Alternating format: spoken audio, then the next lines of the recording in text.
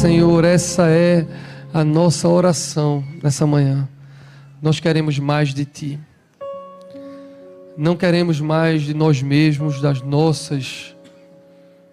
dos nossos desejos, das nossas convicções. Nós queremos mais de Ti. Nós queremos nos encher da Tua palavra.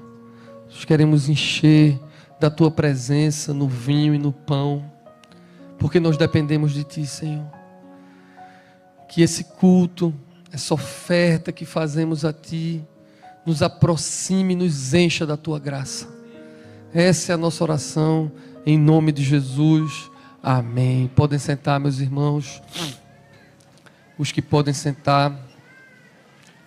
Meu Deus, fazia tempo que não estava assim, viu? Desde que a gente abriu o culto das 8, que não dá essa quantidade de gente toda, só a graça de Jesus. Mas a gente tem fé que um dia a gente vai aumentar esse negócio aqui. Glória a Deus. Meus irmãos, hoje é Dia Internacional da Mulher, graças a Deus por isso, e eu quero fazer um disclaimer da razão pela qual eu estou pregando aqui, porque eu escolhi outras pregadoras. Às 8 horas da manhã a gente teve uma pregação com Carol Basso, à tarde vai ser uma pregadora mulher, à noite vai ser uma pregadora mulher, e hoje era para ser uma pregadora mulher. Inclusive eu tinha convidado Paula, minha esposa, para pregar, mas como ela passou ontem o dia todo aqui na conferência de saúde mental, ela disse: não, amor, eu não vou ter nem condição de preparar nada, porque minha cabeça está toda voltada para a conferência.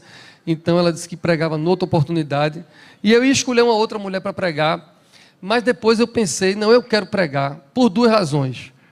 A primeira era a saudade de pregar no culto das 10, porque eu acho que a última vez que eu vim aqui, faz tempo. Foi o ano passado, não, em janeiro, quando eu lancei o ano, eu preguei os 4 cultos. Foi em janeiro. E também, como também no domingo que vem eu não ia poder pregar, porque eu vou estar viajando, eu disse: meu Deus, eu vou passar quase um mês sem pregar, mais de um mês sem pregar no culto das 10. Eu disse: não, então eu vou lá.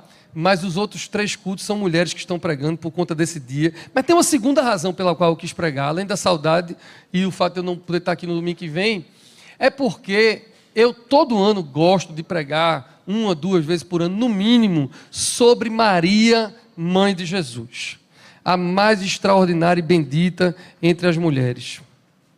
Os nossos irmãos católicos romanos acham que a gente não honra Maria como a gente deveria.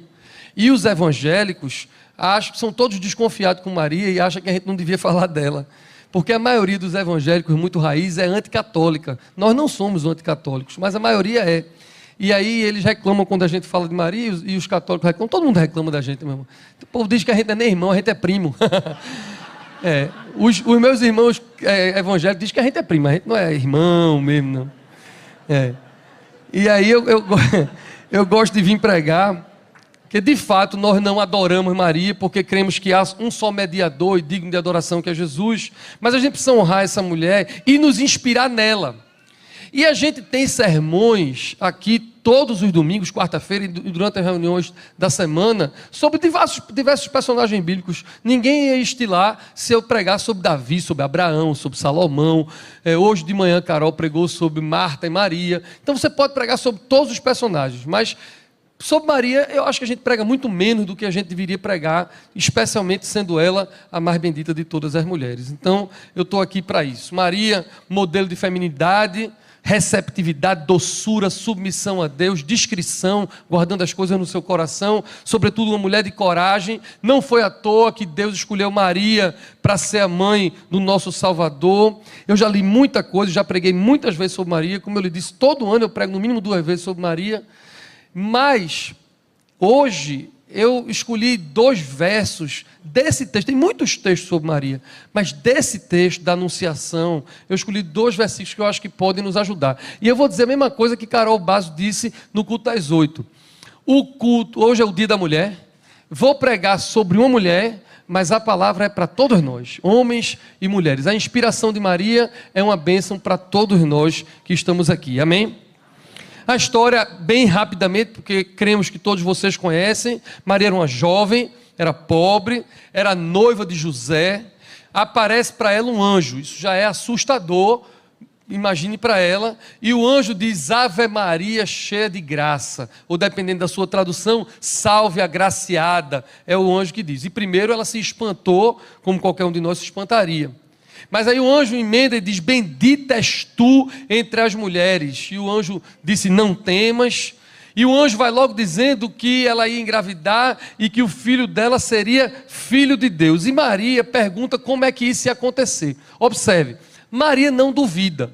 José ficou meio na dúvida, tanto é que José ficou mudo até muito tempo depois. Mas Maria não duvidou, ela acreditou naquela palavra, ela só perguntou como é que isso ia acontecer.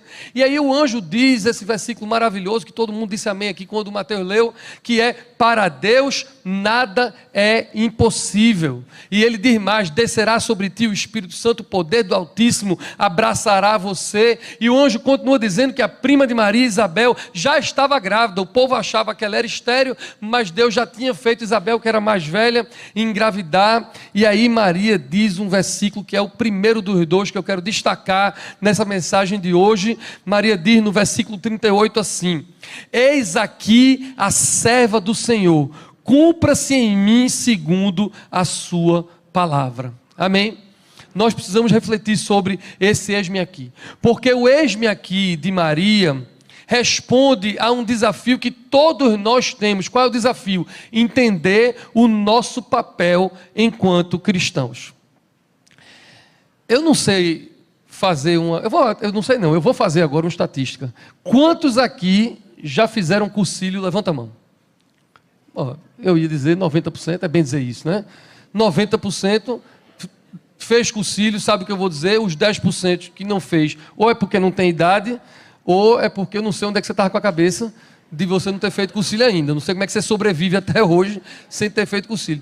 Mas esses 90% da igreja daqui e da capela, que estão lá assistindo aqui na capela, certamente já cantaram essa música. Eis-me aqui, não é assim? Mas muita gente canta essa música, mas não se sente efetivamente chamado por Deus para fazer alguma coisa, para cumprir algum papel, algum propósito. Tem gente que acha que Deus só vai falar com pessoas que são líderes ou com pessoas que são santas. Mas observe essa frase que eu acho muito importante: o departamento de recursos humanos do céu não é igual ao nosso. Deus chama pessoas, capacita pessoas, convoca e dá uma missão e dá um propósito do jeito que a gente não vai entender nunca e nem faria. Maria era uma mulher numa época e sociedade que eram hostis à mulher, mas Deus a escolheu para esse propósito. E de repente eu posso estar pregando e pode ter gente em pé ou escondido aí, não está nas panelinhas, nas patotas da igreja. Patota da época de vocês não, você não sabe nem o que é isso, né? Patota, nos grupinhos aí da igreja. De repente você não está nas lideranças e está ali escondido, pensa que ninguém está vendo você. E eu estou aqui para dizer que Deus vê você. Deus viu aquela mulher e Deus vê você que está aqui, que está assistindo pela internet, e Ele quer lhe dar um propósito, Ele quer usar você também. Muita gente vem domingo após domingo e não acha que tem esse propósito. Para Maria não foi fácil dizer eis-me aqui. Já imaginaram um escândalo, grávida, sendo virgem? Como é que José veria isso? Ela estava correndo risco, dizendo eis-me aqui, de perder o amor da vida dela. Pior ainda, ela estava correndo risco de ser apedrejada, de ser morta. E mesmo assim, sem hesitação, ela disse eis-me aqui. E a gente deixa de dizer eis-me aqui, ou pior ainda, a gente diz eis-me aqui cantando, ou pode dizer eis-me aqui num apelo. Se eu fizesse um apelo emocionado, quem daqui se dispõe a servir ao Senhor, quem aqui se dispõe a ir fazer cumprir a obra de Deus? Se um anjo aparecesse aqui e convidasse você para uma obra como o anjo fez com Maria, talvez a maioria de nós disséssemos tudo bem, eis-me aqui, a gente vai. Mas Maria não só disse foi, e a gente canta, às vezes diz, mas não vai, não cumpre, não diz um eis-me aqui real. E a desculpa, normalmente, para que a gente não cumpra os nossos propósitos, não viva de acordo com a fé que a gente professa, não haja de acordo com o que a palavra manda a gente fazer, a desculpa é porque a gente não tem tempo. A gente não tem tempo de ler a Bíblia no ano da palavra, mesmo a igreja facilitando tudo para você. Você diz que não tem tempo, você não tem tempo de orar, você não tem tempo de se engajar efetivamente na missão, na comunidade. E a pergunta devocional que o Espírito nos faz hoje é: quando é que nós teremos a disposição que Maria teve para servir? O Evangelho de Jesus requer coragem. Jesus teve coragem para enfrentar a cruz, Maria teve coragem para enfrentar uma vida de cruz. Porque quando Jesus nasceu, ela foi levar Jesus ao templo e se encontra com um homem e uma mulher de Deus que estavam lá, e a ela é dada essa seguinte palavra profética: Jesus tinha recém-nascido, você vai sofrer a vida inteira. Imaginou a mãe de alguém que sofreu como Jesus? Então, ela teve coragem para sofrer, ela teve coragem para dizer: eis-me aqui. E nós precisamos ter coragem para poder transformar a nossa vida. Nós precisamos ter coragem para poder assumir que não é por falta de tempo, porque tempo a gente constrói, a gente resolve. Não é por falta de tempo que você não lê, não é por falta de tempo que você não ora, nem é por falta de tempo que você não se engaja na missão, é porque você não quer.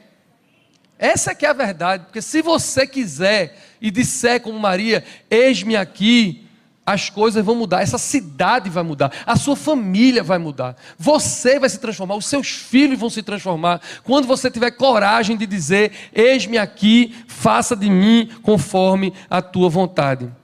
Irmãos, definitivamente, eu estou convencido que o cristianismo não é uma religião para consumidores, fiéis passivos, assistidores de culto. Eu falo muito isso aqui. Igrejas estão se tornando empresas religiosas, grandes impérios, onde alguns lideram e muitos consomem fé, consomem sermões, consomem música e roupas, moda, tudo hoje é cristão. Muita gente manipulada por líderes religiosos, muitas vezes inescrupulosos. Mas Deus nos livre disso. A igreja que nós sonhamos é uma igreja onde cada um, mesmo aquele que fundou a Catedral da Reconciliação 22 anos atrás, ou aquele que está vindo hoje pela primeira vez, ou fez os últimos movimentos que estão chegando agora, tem um papel. Uma igreja onde todos dizem: eis-me aqui, cumpra-se em mim segundo a sua palavra. Se você está nos visitando hoje, ou está começando a nos visitar, não se acanhe não, você é bem-vindo para vir sempre, mesmo que você esteja no começo. Mas você que é membro aqui, confirmado da reconciliação, deixa eu lhe dizer um negócio: todo mês, em algum culto de 8, de 10, de 16, de 18, outra tarde, eu vou ferir você com a palavra de Deus. Todo mês eu vou vir lhe desafiar para você dizer: eis-me aqui, cumpra-se em mim. Amém. Esse é o meu papel como pastor. Realmente desafiar, afiar você para isso. E não fazer com que... Olhe, eu estou aqui efetivamente nervoso com a quantidade de gente que está no chão, em pé, senhoras em pé, a capela lotada, e a gente tem já um culto cheio, vai ter outros 2. Não pensem que nós queremos construir esse império, quanto mais gente melhor, e quanto mais, e aumentar, a gente tem aumentado nossa diocese, hoje somos 11 igrejas na diocese, isso não nos enche os olhos, de verdade não nos enche, a gente gosta, a gente quer avançar o reino, a gente quer que mais pessoas se transformem, mais famílias se transformem, estamos trabalhando para isso, fundando igrejas, um dia a gente vai fazer um novo templo para mais pessoas aqui na reconciliação, está tudo certo, não tem problema com isso, mas o nosso sonho não é encher a igreja de consumidores, encher a igreja de assistidores. O nosso sonho é tirar esse povo que está na arquibancada, assistindo a fé caminhar, e trazer você para o campo, para você jogar. Amém. Você dizer: eis-me aqui, faça-se de mim conforme a tua vontade. Amém? Amém? Os irmãos tenham paciência comigo, eu falei em campo, eu estou nervoso por 2 razões hoje. Falei de arquibancada, estou vendo meu irmão ali com a camisa do Náutico, eu já estou nervoso de agora, porque o Náutico precisa ganhar esse jogo mais tarde. E o pior, acredita, eu não estou mais nem nervoso com o Náutico, eu estou nervoso porque agora, enquanto eu estou pregando, o meu caçulinha está jogando uma final lá no Círculo Militar, e eu estou com a cabeça aqui e o coração com ele lá, por isso que eu falei de arquibancada e de campo, mas vamos voltar para o sermão, que é melhor que eu faço aqui. Eu quero levar vocês para o segundo versículo que me anima muito nessa mensagem, e que responde a um outro desafio. Eu disse que a gente tinha um desafio que era entender o nosso papel, e poder dizer: eis-me aqui. Mas tem um outro desafio que eu e você, a gente vive nos tempos de hoje, que é o desafio de amar a Cristo mais do que qualquer outra coisa e confiar nele. Esse é um desafio, confiar mesmo, é um grande desafio, e amar a Cristo. E o verso que eu quero trazer para vocês é o verso 45. Versículo 45, Isabel diz assim sobre Maria quando encontram: bem-aventurada aqui, creu. Mais uma vez, bem-aventurada aqui. Isso é muito lindo. Tem gente que acha que Maria foi a mais bem-aventurada porque foi a escolhida. Quando eu era criança, no colégio, eu cantava uma música, uma entre todas foi a escolhida. E a gente acha que ela é a bendita e a bem-aventurada só porque foi a escolhida para ser a mãe do Salvador. Mas o texto diz que ela é a bem-aventurada porque creu. E isso faz toda a diferença, porque eu creio, Ele me dirige, eu confio, eu suporto os desafios com esperança, porque eu creio. Eu estou me lembrando agora do reverendo Pablo, que está passando por um tratamento difícil, e eu me lembro que eu estava falando com ele ontem, enquanto estava mexendo nesse sermão, e eu disse: Pablo, nós somos bem-aventurados porque cremos. Nós não somos bem-aventurados só quando formos curados, ou porque somos escolhidos. Nós somos bem-aventurados porque só em crermos e confiarmos no Senhor, sabemos que Ele está conosco e Sua vontade é boa, perfeita e agradável. Amém? Quais são os nossos papéis? Evangelizar, com certeza. Promover comunhão, com certeza. Ensinar a Bíblia, com certeza. Cuidar do pobre, com certeza. Ajudar vocês a cuidar dos filhos, com certeza.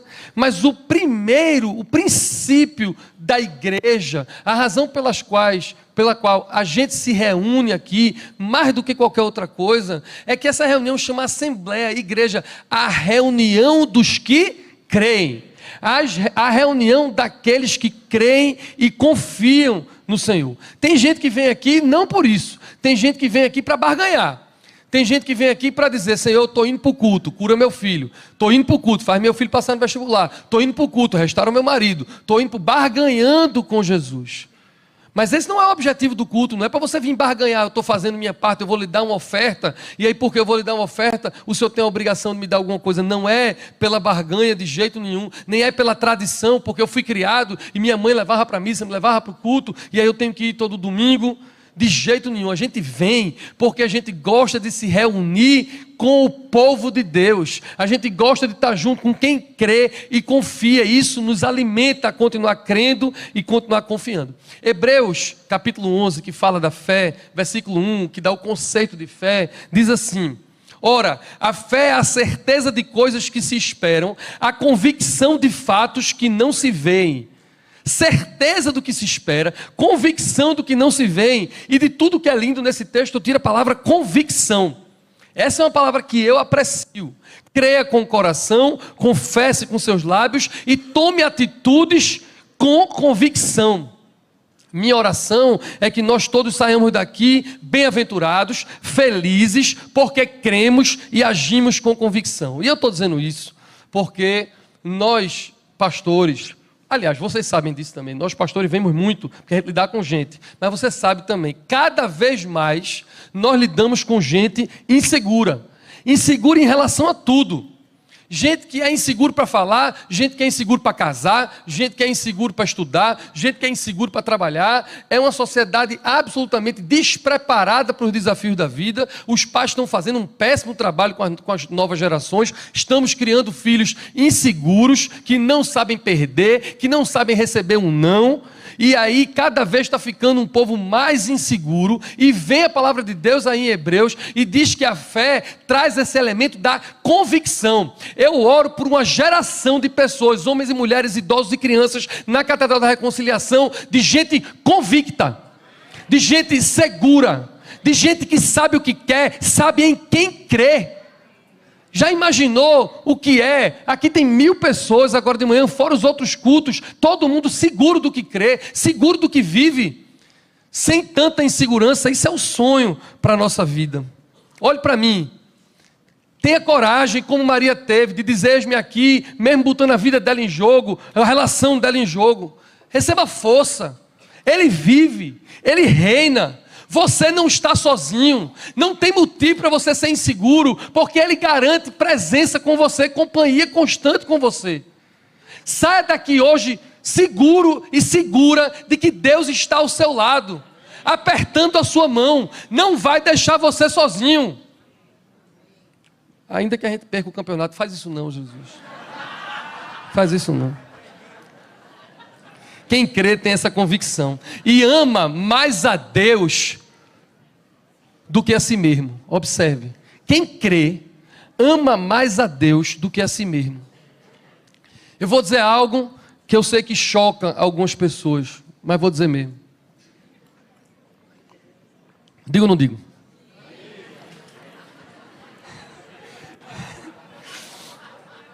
Quem crê ama mais a Deus do que o filho.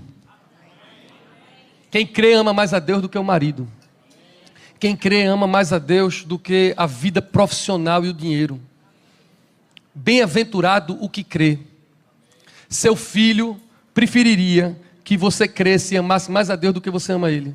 Porque se você amar mais seu filho do que a Deus, pior para ele, pior para você. E a gente valoriza o dinheiro, valoriza o filho, o marido, a esposa e tantas outras coisas. Mas bem-aventurados serão vocês que saírem daqui crendo, confiando. Você não vai ser bem-aventurado porque vai ter dinheiro. Não vai ser bem-aventurado porque está casado ou casada. Pode estar solteiro. Deixa eu te dizer um negócio. Se tu ficar solteiro pro resto da vida, ou se alguém te deixou e tu está solteiro, você vai ser feliz assim. Você não depende de homem nenhum, nem de mulher nenhuma.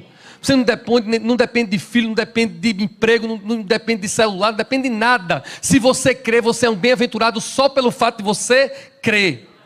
A fé começa com acreditar, sim. Porque você pode estar dizendo assim para mim: ah, pastor, tu está pregando isso, mas eu acredito. Se eu não acreditasse, eu não estava aqui. Eu não estou falando em acreditar. Você acredita em Deus mesmo. Você acredita que Jesus é filho de Deus. Você está aqui hoje num culto, 10 da manhã, podia estar na praia, mas está aqui num culto. Você acredita. Mas a fé começa com acreditar, mas se completa com o confiar. E quando você confia e acredita, aí você então crê. O objeto da sua fé está dentro de você e você tem uma vida completamente transformada. No Evangelho, se a gente for saber a história de Maria todo, quando você lê a história de Maria nos Evangelhos e em Atos dos Apóstolos, você vai saber que Maria permaneceu com os discípulos até o fim. Na morte do filho dela, ela estava lá na cruz junto de João. E depois da morte, ela estava com os discípulos. Em Pentecostes, depois que Jesus já estava ressurreto, quando o Espírito Santo veio sobre a igreja, adivinha quem estava lá com os discípulos? Maria estava lá com os discípulos, servindo as pessoas. Tem um amigo meu que diz assim: eu amo o Senhor, mas odeio as pessoas. Aí eu digo: você não ama o Senhor. Porque o Senhor ama as pessoas, e o Senhor habita nas pessoas. E Maria, mesmo o filho dela já tendo morrido na cruz, já tendo salvado, ela podia ter essa moral de dizer assim: eu não vou me congregar com ninguém. Eu sou mãe do Salvador do mundo. Não é isso que ela faz. Ela continua servindo a igreja com os discípulos até o fim. Foi morar com João em Éfeso e até o fim ela deu testemunho do seu filho e serviu a igreja. Amém. Tem um texto, que eu tenho um sermão sobre esse texto, que eu não vou pregar ele hoje, mas eu amo demais. Lucas 2,19, a cara da minha mãe ama esse versículo, e Maria diz assim: Maria guardava todas essas coisas no seu coração. Uma mulher sábia, que sabia crer, sabia confiar, soube dizer eis-me aqui, e sobre crer. Agora preste atenção, ela creu até o fim. Isso é muito lindo. Esse sermão tem a ver também com perseverança, o testemunho da mais bem-aventurada de todas as mulheres. Maria não é a Imaculada, só Jesus não teve pecado. Maria não é a nossa intermediadora, só Jesus é. Mas Maria sim é um exemplo de vida extraordinário para todos nós. Alguém que teve um propósito, se dispôs a cumprir o seu propósito. Alguém que teve fé e viveu com convicção da sua fé e que perseverou até o fim. Dos 2 versículos que eu trouxe para vocês, me impressionam muito. O primeiro é o eis-me aqui. Eis-me aqui, apesar de tudo. Apesar de todos os riscos que ela estava correndo de dizer eis-me aqui. E bem-aventurada a que creu até o fim, apesar de tudo. Apesar de tudo que ela tinha sofrido, ela continuou crendo e servindo até o fim. Agora eu pergunto a você: Como está a sua fé? Como está a sua convicção? Como está a sua confiança? Será que esse apesar de tudo para você é muito grande? E você confia até a página 5, depois disso não confia mais, porque tem muitas razões para não confiar? Será que você se dispõe só num culto? Eu ia dizer um culto por mês, mas não é verdade, porque se vocês viessem para cá um culto por mês, essa igreja não ia caber. Você sabia que a gente tem 5 cultos na semana, uma quarta e 4 cultos no domingo. Só o povo que vem, se viesse todo domingo, não cabia na igreja. Mas é porque a maioria de vocês se dispõe a vir de 2 em 2 meses. Vem uma vez perdida no mês. Vem quando está com vontade de vir. Isso demonstra que vocês ainda não compreenderam o eis-me aqui. Vocês ainda não compreenderam que tipo de fé é essa, que alguém é bem-aventurado porque tem, porque crê.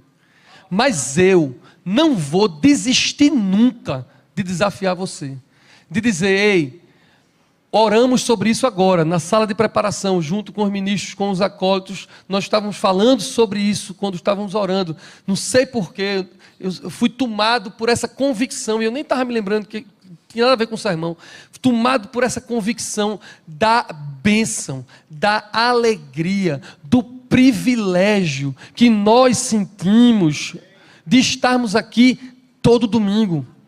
O que nós conversamos, eu, os ministros, os acólitos, os pastores, a gente estava conversando na sala de preparação enquanto orávamos para começar o culto, dizendo que privilégio é esse que as pessoas não entendem. Para a gente não é sacrifício, a gente entende que uma boa alimentação, tudo bem, a gente pode sair para jantar num restaurante bom, a gente pode sair para comer um bode, é bom, mas o que funciona é o alimento diário, na rotina, é o café da manhã, o almoço e o jantar. Irmãos, não venham para cá uma vez perdida, isso não alimenta a sua fé, não lhe dá força, você vai viver sem ser um bem-aventurado. Eu estou aqui para servir a você, eu podia estar vendo meu filho jogar agora, mas eu disse: não, eu quero animar aquele povo a serem bem-aventurados, eu quero que você seja feliz, aliás, mais do que feliz, diz a palavra de Deus. Eu não quero enganar você, eu não quero o seu dinheiro, eu não quero você como um número, para dizer que a minha igreja está lotada e tem gente no chão, isso não me importa é você vir para cá, alma cansada, acostumada a confiar no seu braço, acostumada a confiar na sua capacidade, acostumada a confiar na herança que você herdou, acostumada a confiar em qualquer outra coisa, para dizer: não, confia em Deus. No dia difícil é Deus que vai te sustentar, e no dia feliz é Ele que vai celebrar com você. Não venha para cá como um item de tradição, não venha para cá porque alguém está lhe chamando. Eu sei que tem marido que veio para cá obrigado porque a mulher trouxe, e eu sei que pode ter que ter uma mulher aqui que veio obrigado porque o marido trouxe, ou filho que veio para cá com cara feia porque o papai e mamãe obrigou. Mas deixa eu dizer um negócio a vocês: o seu pai, a sua mãe, a sua esposa, o seu amigo quer o melhor para você. Ele quer que você creia e seja bem-aventurado, mais que felizes, o povo mais feliz da terra, porque creu. Amém? Glória a Deus.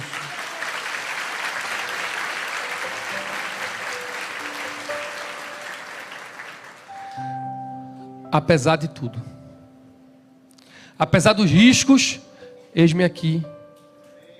Apesar de tudo, eu creio até o fim. A minha oração agora vai ser sobre esse apesar de tudo, porque eu não conheço você, não sei o que você está sofrendo, não sei quais são as suas ansiedades, mas eu tenho empatia porque eu tenho as minhas ansiedades, os meus sofrimentos. Vamos orar por esse apesar de tudo, para que você creia, confie e se disponha. Curva sua cabeça, feche seus olhos.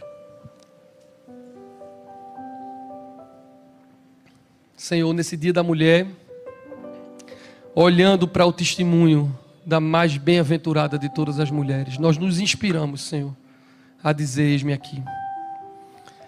Dizer eis-me aqui, como um dia talvez a gente já tenha dito num concílio ou em outro lugar, mas hoje dizer eis-me aqui, convictos de que o Senhor vai nos levar para onde o Senhor quiser.